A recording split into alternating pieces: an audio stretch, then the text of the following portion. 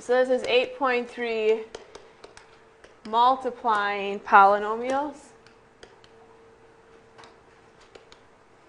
We'll spend a few days on this to make sure you guys got it. By a few days, I mean the rest of the week. Okay? So we'll be spending some time on this just to make sure you guys all get it down. So when we say multiply polynomials, that means that we are multiplying things that have more than just one term together. Okay, poly, we had at least two terms. Where did you just set that? Oh, that's just a terrible. Where did you set it? Oh no, you just give that to me. That'll get lost. This is why I don't lose papers, because I make sure that I receive them all. There we go. Thank you. All right. So we're going to have two sets of polynomials in parentheses, and then we will be multiplying those sets together. So, for example, take notes, Cody. For example, we could have 2x plus 3 in parentheses, and then times x plus 5. I'm going to show you two different ways to do this. Some of you will like one way better than the other. Okay, and I will show you both ways every time. So that those of you who like one way will always see it, and those of you who like the other way will always see it. The first way I'll show you is using the distributive property, which is sort of what we were doing. Okay? Except for, in this first set of parentheses, there are two different things. So that means we need to distribute both of them. So you're going to start off by distributing the 2x to both of those. Okay, so what is 2x times x?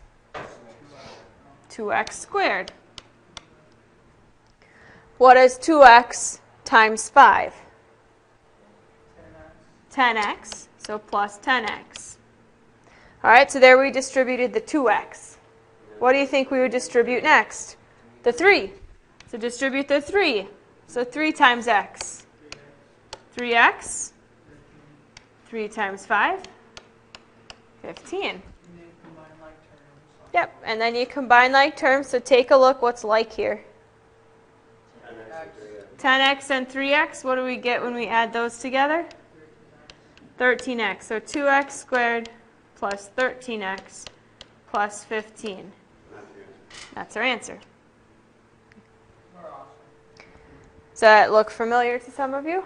Yeah. I remember doing that. Doesn't it like turn into a face or something like that? We can make it into a face if you want to make it into a face. This is the method that it doesn't require you to remember any acronym. Okay, it just remembers. You just have to remember to distribute. All right. This method will work no matter how many terms you have in the parentheses. So if you have one parentheses with 16 terms, it's still going to work. Okay?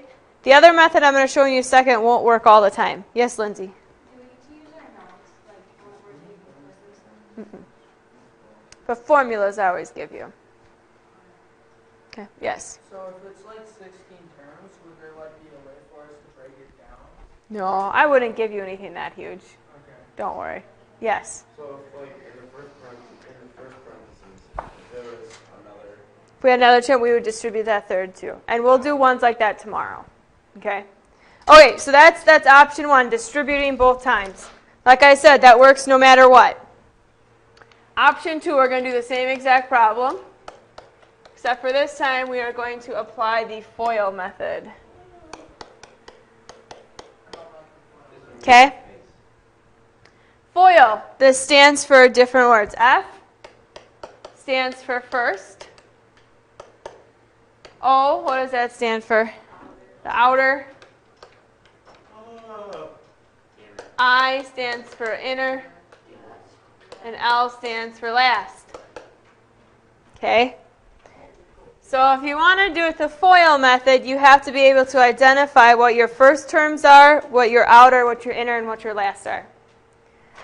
And this only works if we have two binomials, if we have two of these that have just two terms. So what would be your first terms in these two parentheses? Yeah, Billy? 2x So 2x and x, those would be your first term. So we'd multiply those two together. So what would be 2x times x? 2x squared. Outer. Which ones would be the outer terms? The 2 and the 5. See, they're the ones on the outside. So the 2 and the 5, so then you'd multiply those two together. So what would those two be? 10 plus 10x. Inner, which ones would be the inner? The 3 and the x? So what should be the 3 and the x? 3x. And then L stands for last. Which are our two last terms?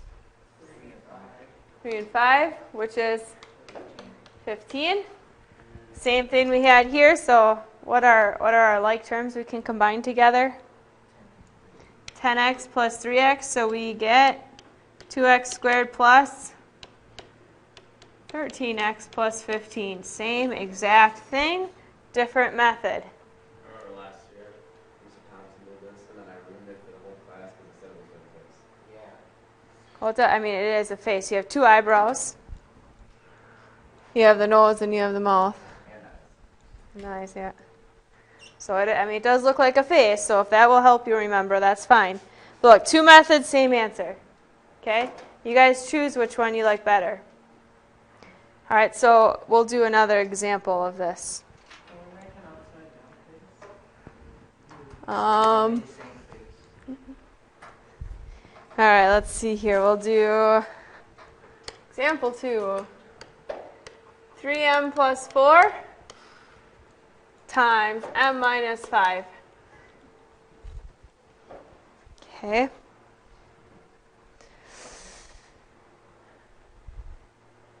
All right, which method do any of you have a preference? You like the first one?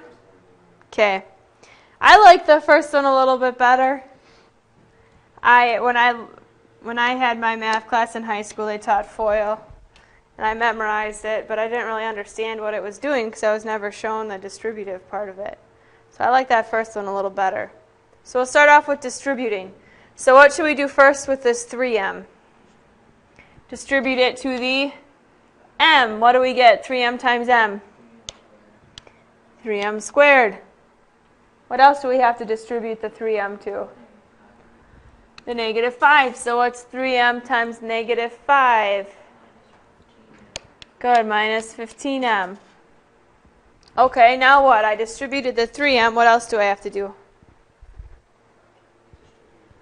Distribute the 4. 4 times m. Plus 4m. And then distribute the 4 to the negative 5, and that gives you what? Negative 20. Okay, what are our like terms? Where are your like terms falling every time? In the middle. It's going to happen every single time. So you look to the middle, and those will be your like terms. So we have 3m squared. What would be negative 15m plus 4m? Good, minus 11m, and then our minus 20. Would anyone like to see this the FOIL method? Yes? All right, we'll do this one foiling as well.